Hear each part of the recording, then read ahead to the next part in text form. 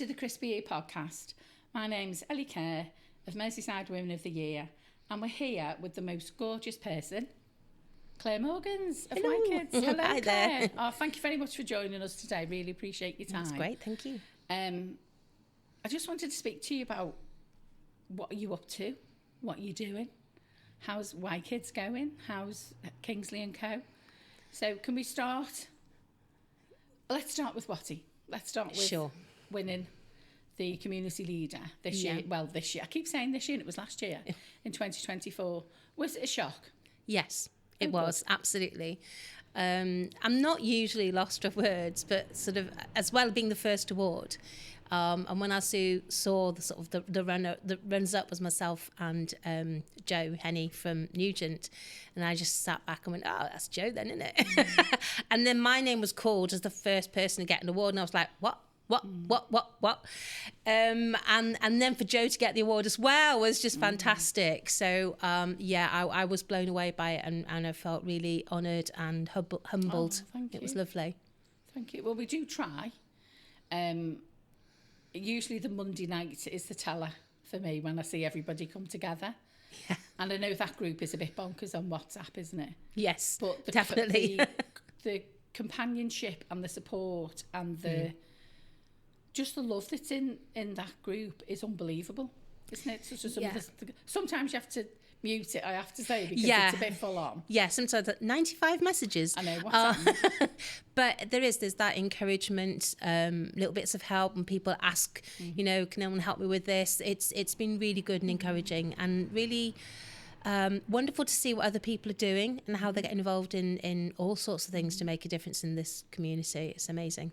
Well, I know since then you've opened Kingsley and Co.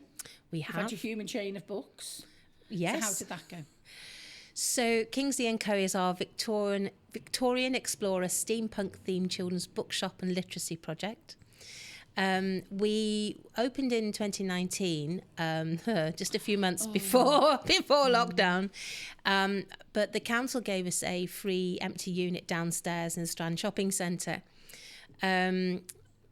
We reopened after COVID, and it was very, very popular. So we sell books for £1. All our books are pre-loved, so it means anyone can afford a book. Do you need donations, or have you got tons? Yes, please. Donations of children's books, we're always welcoming those. Thank you. Yeah, absolutely.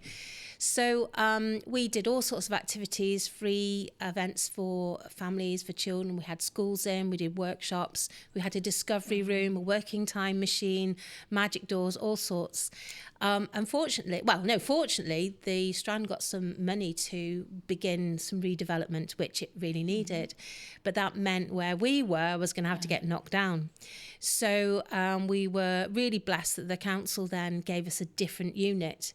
This time it was on the front of the Strand, so it meant we can open in the evenings, because the Strand's shops shuts during the evening, and it was difficult to do any after school clubs or anything like that. So we were given this unit, which was a former NatWest Bank, which looked, in pristine condition on the front of the Strand, prime location, amazing. So we had to move all our books. So we got together a human chain, and over 300 people turned up, 7 schools, lots of people from the community, and helped us to handball the books from one shop to the other, and we piled them all up inside. Wow. Then, unfortunately, we had to close for 10 months while we refurbished, and we expected that it wouldn't be long until we started peeling back the curtains, as it were. And there was an awful lot that needed to be done. I think there'd been 3 previous refits that were still in the ceiling. So it turned out to be about a £250,000 refurb, and we managed to raise 70. Everything else was done pro bono. Oh, wow. So we had loads of local businesses, local people who did everything for free. And of course, our staff and volunteers painting and decorating and everything. So we opened in October. Frank Cottrell Boyce is our patron. He opened for us. And I think we had 600 people on the first day. It was standing room only. Goodness me. And since then, it's just been going great guns. So we've got a little cafe, or parent creche, as we call it. Oh, yes. To keep the parents happy. And we have, it's a Victorian steampunk theme. and storytelling theme named after Mary Kingsley, the female explorer, who was told... Yeah. So Mary Kingsley grew up in a house that didn't believe in educating girls. So she taught herself to read and write from their extensive home library. Her mother had mental health problems and bricked up all the windows. Her brother went to Eton, and her dad was a botanist and was travelling the world. At 30, so she was left at home to look after her mother and wasn't married off. At 30, both her parents died, so she came into money. And she then decided she was going to go off and be an explorer. Now, as a Victorian, she was told she couldn't do that. She was a woman. And Mary Kingsley said, watch me. Yeah. And off she went. She discovered a fish that no one had ever come across before.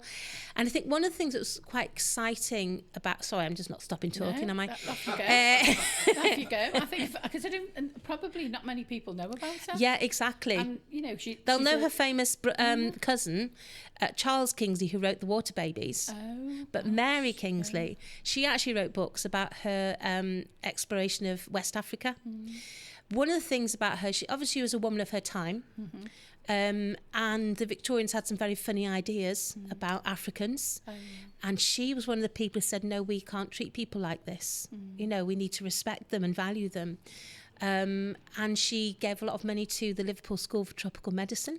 Oh, goodness. But she, all the time she was in Africa in that heat, she refused to wear anything other than her full Victorian regalia, woolen clothes. God, all those layers. Absolutely. Yeah. But actually they saved her life. Because they must...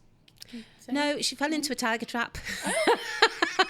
I wouldn't expect you to say that. Yeah, she fell into a tiger trap with all the spikes, and her skirt saved her. Oh, wow. Yeah. So we're named after Mary because we want our kids in Bootle to know that it doesn't matter where they're from, or what people say about them, they can achieve anything. It might be hard work, but they can do it. And Mary Kingsley was a great example of that. Yeah, she just embodies everything. And also with her being a woman, unless you say a woman of a time, when really women didn't do that kind of stuff. Absolutely, yeah. That's amazing. Yeah, she wouldn't listen to the status quo and said, no, I want to do this. And she did. I think there's quite a few of us. I think you and I would probably be sort of like, you know. Yeah. Yeah. As I said before, don't take direction very well. So how does that lead into YKids? Is it all the same, or is it just an extension because you've got YKids in? Yeah, so YKids is children's charity. We were 20 last year. So we had a few celebrations and a few 20-year case studies as well. So we were set up to support children, young people and families in Bootle in particular, but also further afield, helping young people to get the best out of life. Despite their circumstances, they can still achieve. And our strapline now is raising world changers. We want you, not, you know, helping the poor. That's not what it is. It's about helping young people to realise, despite their circumstances, they can achieve great things and giving them the skills and the self-belief to do that. We realised in Bootle, literacy rates are in the bottom 6% in the country. And thought that's not good enough. So what can we do to encourage children to read? Because reading improves mental health. It improves your attainment. It improves your lifelong ability to earn. Apparently, children who read for pleasure will earn 20% more in later life. So what can we do to make it fun? Because lots of kids are being turned off from reading. And that's when we came up with Kingsley & Co. Oh, wow. So it's a place where kids can come, explore imagination. There's little rooms that they can go in and play and dress up. We have a secret classroom downstairs. We have, like I say, a working time machine, a pirate room, an explorer's room. There's lots to touch and feel and see. It looks magical. I've only seen it on the website, and I know we have said I will come and see you. But it looks absolutely magical. And the cake's good too. Oh, well, listen, I'm there already. Listen, me and cake, we're in. Me too. We're definitely in. But where did all that come from? I am assuming it's you. Was that your thought? Creativity? Yeah. Frustrated artist, I think. So I've always really enjoyed being very creative. And I remember in the early days thinking, oh, should I do this or should I do that? Oh, I don't know. And my husband said to me, well, you know, what do you feel you should be doing? And talked about benefiting the children in Bootle. I said, well, just do whatever then. If it benefits kids, do it. I thought, yes. And it was like, he gave me permission to be really, not that I needed permission, but when you just sometimes it focused my mind and made me think, oh yeah, so we can do mad things. We can do carnival costumes projects and worm charming. And didn't you do a dino dig? We did, yes. So this is when we were downstairs and we took over the whole of the mall downstairs in the Strand. We had a huge sand pit, and in the bottom of the sand pit were fossils etched into the ground. And we've got an amazing artist, Mike. Loads of the stuff that we have at Kingsley & Co has been created by Mike. You just say, I need a time machine, and he builds you one. He's just incredible. So he made all these fossils, and the kids had to brush away the sand to find the fossils. But we also hid precious stones and things and Roman coins, and then they had to identify them. We had workshops about dinosaurs. We had an animatronic dinosaur puppets, all sorts of dinosaur crafts. And we also had the Liverpool Museum come down with some actual fossils.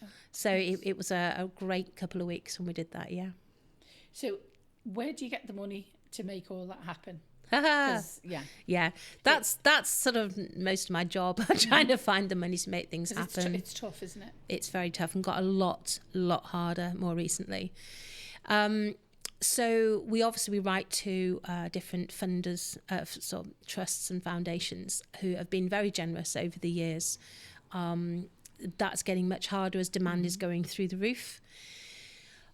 We also try and generate a bit of income. So things like Kingsley & Co will generate a bit of income. It's not for profit, and at the moment we're still not covering our costs, but it's bringing something in. When you sell books for £1 and a cup of tea for £1.50, you're never going to break the bank, And then fundraising events and activities. Have you got some activities and events going on? Did you say about open mic events and stuff? Yes, so things like the open mic night they're not fundraisers. They're just there for young people to come along, have the opportunity to perform that's not in a pub, because young people can't go to pubs. No. We've got one coming up on the 11th of April. Our first one, which was a couple of weeks ago, had 17 young people performing with 50 in the audience. And it was lovely, really lovely. It wasn't just music, but poetry, stand-up, storytelling, real variety of things that young people wanted to do. So our next one, August 11th, and there'll be more after that as well. As to fundraising, we work with corporate partners. We've got some amazing businesses that have come alongside us, like Jacobs or Pladis Global, there's the big name, but, and Warwick Developments, and there's just been some amazing local businesses that have supported us, whether it's with volunteering time or cash or sponsoring events. We also do an event called the Believe Awards. Now, I'll be really honest, we never set it up as a fundraiser. That's not what we're about. The Believe Awards are about celebrating children and young people who are unsung heroes. So it's a bit like MWOTY, but for kids. And we ask anyone can nominate a child, and every child who's nominated receives a certificate. And this year, we've been going since 2012. This year, it will be at the Titanic Hotel again. We always have a theme, and this year our theme is hidden treasure. So there'll be lots of pirates, and it's sort of real piratey theme for the whole evening. And we're asking local businesses to sponsor tables. Pladis are our headline sponsor, which is amazing. That's great. And 10 young people will... each of our awards is sort of like a treasure, like the Pearl Award or the Gold Award, and there's a reason for that. So the Diamond Award, for instance, diamonds are formed under great pressure. So that will be for a child who has been under great pressure, great difficulty, whatever, but still come out and done amazing things. It's particularly for young people who are selfless and doing things for others. So we've had children in the past who've saved another's life, who've been full-time carers for their parents, things like that, or eco-warriors in their school. Or we had one young man who campaigned for children's bus tickets to be reduced the price, because at 13 they had to pay full adult price.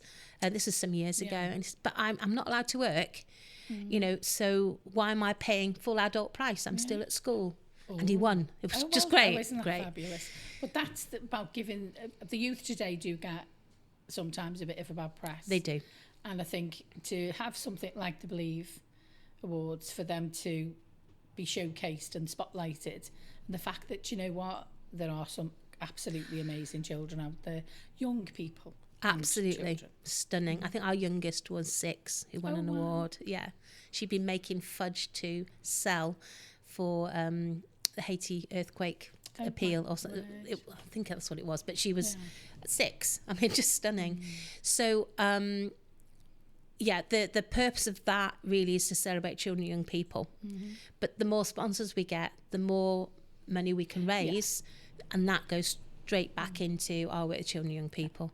I think, obviously from a business perspective, because there is all the thing around ESG, and I think businesses more and more are seeing the value in about being part of their community, because you wouldn't survive without corporate help and assistance, would you? Absolutely. I mean, the whole of the Kingsley refurbishment, if it weren't for local businesses, I don't know where we'd be. We were so supported. It was amazing. But yeah, and it's that partnership. One of the things that I think is really important is that we partner with, we're not saying give us your money, thanks, bye. We actually want to partner with local business, which is why our relationship with Pladis has been great. We've supported them in their Make Happy, Be Happy days. We've also done sort of team building for their senior management team, mad scavenger hunts and things. So we want to be part of whatever the business wants as much as we possibly can, a positive influence for their staff. So their staff go, actually, I'm on board with this. I want to be part of this. It's getting everybody's buy-in, isn't it? And absolutely, that's to be a win-win for everybody. Yeah. Because, if then they're not getting anything back out of it and you're not, well, nobody profits, or not profits, but sort of like gets what they need. Absolutely. Out of it. I mean, if someone wants to give me loads of money and just say bye, that's fine. Yes. I'm never going to say no. But we want to value our sponsors and partners. We, have a formulation, a foundation. So I always say about women need 4 things. They need a network, information, money, and self-belief. So they can be broken down into pillars. But which one of those 4 resonates with you, considering this, is it 20 years, 22 years journey you've been on? Yeah, it's 22 years, 20 as a charity, wow. I think all of them. Oh, wow. All of them. I think self-belief's really important. That sometimes I think the fact that I'm a bit pig-headed really helps. Yeah. And when people say no, I'll say why not. Doesn't always make you popular, but I'm not fighting for me. I'm fighting for my community and these children, young people, and that gives me strength. Yeah. Me personally, I'll go, all right, fair enough, bye. But it's not. I'm not fighting for me. Obviously, you can't do anything without money. But relationships. So we talk about networking, and networks are really important, but I want to build relationships, not just networks. I want to, like I said before, I want people to feel that it's a partnership. It's not one-sided, that they're going to get something out of a relationship with us as YKids as much as we would from them. So, I think networks are incredibly important, but building your networks into relationships. That's where you find that then people want to be part of it, isn't it? Yeah. So it's because they value. We wouldn't be able to do what we do as YKids if it wasn't for the relationships that we have with people that see the difference from sort of like, when people win in the June and then sort of like, come back the following June, and whether or not they've made different connections. It's not just the fact that, they see that you know, I always make up words, evolviation of it. I know, sorry. Because I don't even know what that word means, but I've just made it up. I always do. I get what you mean, though, by it. Again, that's good. We're yeah, on the same wavelength. But for me, it's like that the depth of that relationship when people, you can't beat it. No, you can't. You can't beat it. And I think that's what's amazing about what you've achieved with MWOTY is that network of women who support each other and that encouragement. And you know that if you've got a problem, there's somewhere you can go, I know the answer to that. I know who I can ask for help with that. And that's been great, really great. Does it make such a difference when you don't, and also you don't feel alone? Yeah. And then it does give you that confidence to be able, because nobody's going to go, well, that's a really stupid question. Yeah. Because it's not a stupid question, you just don't know the answer to it. And the life experience of all those women who have fought the fight, you know, and I'm not against anyone, but just life is a fight, and carrying so much responsibility with that, and you really are not alone. There are other people, and I think what's great is there are people who are leagues ahead of you, who you can ask advice, but there's also people who are just coming up behind you who you can support and encourage, and there's people in every step of that journey, which is great. Yeah, I think that's what women are really great at, though, aren't they? So, well, some of them aren't in my particular experience. Some of them are really bad, and you know, talk about, you know, hold the ladder down, and some of them want to just trap your fingers in it and don't want you to sort of like come up that ladder. But the majority, especially I found, that really want you to succeed and want you to help, and want to be able to help others. Yeah, absolutely. I know when you were at the awards with the Chamber, when you made, I don't want to say it. I'll let you say. Yeah, we had a wonderful surprise. So we are the Charity of the Year, which is also coming to an end soon, for the Liverpool Chamber of Commerce, which has been fantastic. Talking about businesses and making relationships has been great. One of the wonderful things, just one of the wonderful things, is we have been given a fully electric minibus for 2 years from Lexus Toyota. Free of charge, which is just amazing. And that means because we have a minibus and we've got this one as well, we weren't able to get all our kids from each group, because the groups have grown, into the bus. And now we can take them out, which is fantastic. So at the awards night, it was announced that we were, and this was a surprise to us, we had no idea, that we had been offered and accepted straight away to be the Charity of the Year for the Southport Flower Show. Now, I was just gobsmacked, because, you know, when you've got those secret bucket list things that you want to do and you think, no way in a million years I'm ever going to do that. I've always wanted to design a garden for a flower show. Oh, goodness. Well, next day I was like, this is what I want. Designed. It's designed. And it's going to be a story garden. And every plant in the garden is going to be from a children's storybook. Oh, wow. So there'll be a pumpkin because of Cinderella. There'll be an apple tree because of Snow White. There'll be a koi pond. Another local business called My Boy's Koi lending us a pond with real koi fish in it. There's a children's fairy tale, Japanese fairy tale, all about koi fish, the Princess and the Koi. And so as children walk up the yellow brick road, one of my favourite films, I could quote you. Oh, really?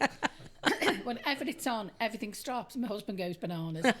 Because he goes, how many times have you seen this? And it's got, I just don't even want to count. Favourite, love it.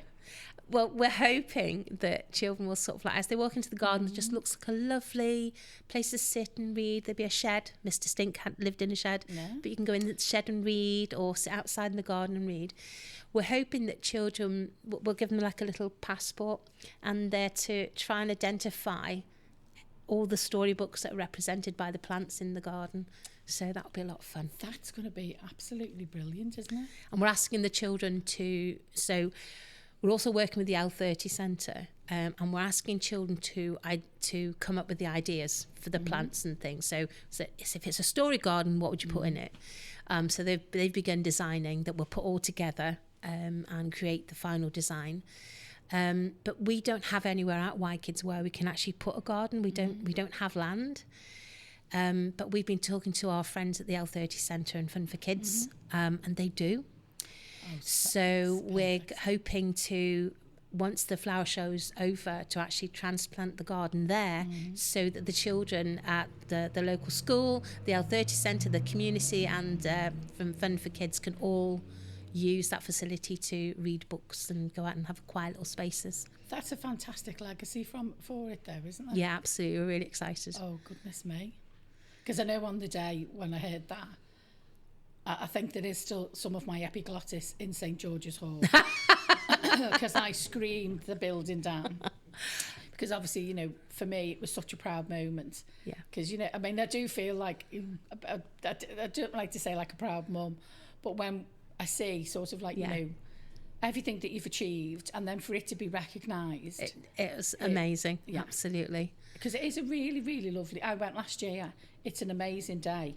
I did not know what to expect, but it was absolutely packed. Yeah. But so well organised. It really was. It was brilliant. But we're really excited because the other thing we've been offered is 2 days to do a Kingsley & Co. pop-up. So we're going to have a Kingsley & Co. pop-up bookshop there as well. So that's exciting too. So is there anything you need for that? Is there anything that we could maybe ask our gorgeous listeners? Yes. Not till August, is it? Yeah, is it August? Not till August. It's certainly sponsorship. I'm trying to work out a way of getting some pop-up bookshelves. If anyone's got a clever idea for that, that would be great. And come along and, you know, support us on the day. So we are obviously putting a garden like that together is quite expensive. So we are looking at sponsorship and fundraising to make that happen. So in the middle of doing that at the moment. In the middle of everything else. Yeah. But that's what you do then. It is, yeah. Honestly, and you know, bringing a family up and everything else that doesn't go away. No, it doesn't. No, and everything else that comes with that. And then also at the end of the year, we've got the Bootle Children's Literary Festival. When's that? That is October and November. So last week of October, first 2 weeks of November. And we've already got Frank Cottreboyce who's going to do an audience fabulous. with, which would be great. But we'll be taking authors into schools, authors and artists and creatives into schools, and bringing schools down to Kingsley & Co. And doing all sorts of exciting events. But also recycling a theme, because, you know, you're a charity. So when you're a charity and you buy a load of props, you need to use them more than once. You do. So we will have, our theme is pirates again, or it's Here Be Treasure. And there are 5 streams. There is treasure of books, the treasure of yourself as a person, so mental health and well-being, the treasure of the environment and caring for the environment, treasure as in pirates, and treasure hunters, you know, Indiana Jones style. And we'll be doing things like writing a book of children's poetry.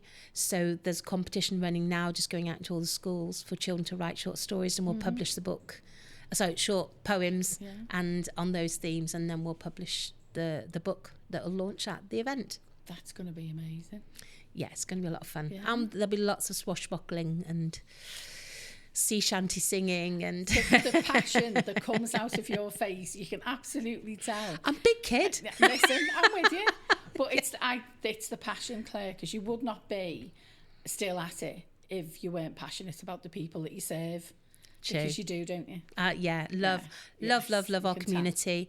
I think for me, the biggest reward is when you see young people, when the penny drops, when you see someone who's in a difficult situation get out of that situation, when you see them grow up into wonderful, beautiful, together young people, when really it could have gone the other way.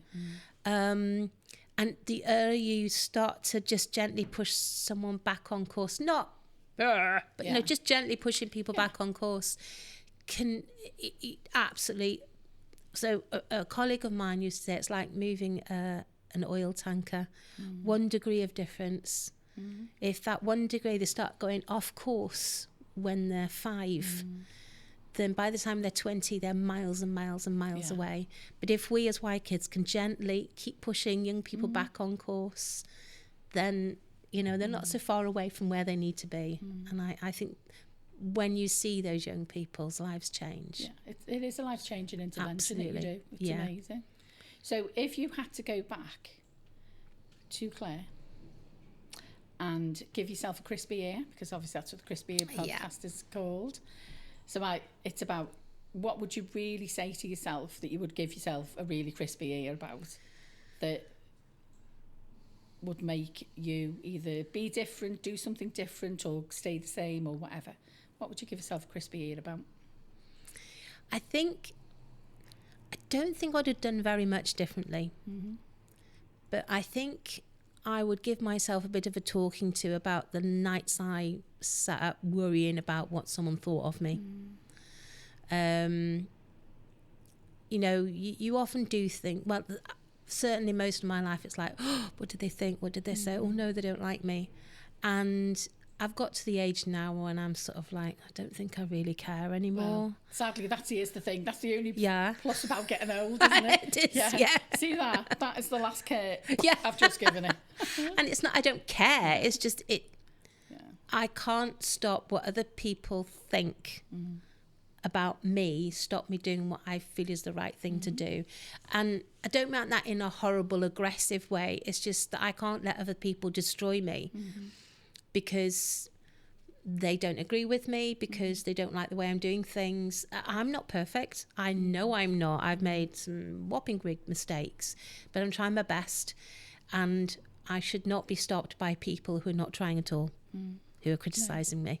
So I'd rather try and fail and make a mess of things and know I've tried than not do anything at all because of fear of criticism. Well, if anybody embodies that, Mrs. It's you. Honestly, I don't think I've ever sat here and said, wow, that's amazing, that's fabulous, so many times. Oh, well, thank you. Honestly, Claire, I just keep on doing what you're doing. You're absolutely amazing. I can't thank you enough for your time today. Oh, not at all.